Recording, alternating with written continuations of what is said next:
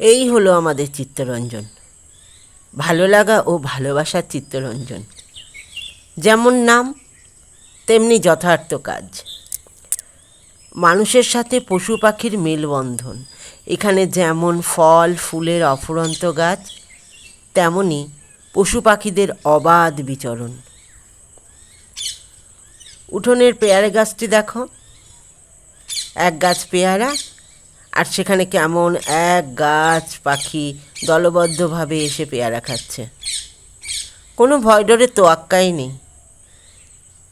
আবার মোবাইলে ছবি তোলারও সুযোগ করে দিচ্ছে। বাহ, অবাধ বিচরণ এদের। আমরাই এখানে অতিথি মাত্র, ওরা বুঝে গেছে। আমরা এখানে আসি কাজের জন্য, কাজ ফুরালে আবার ফিরে যাই।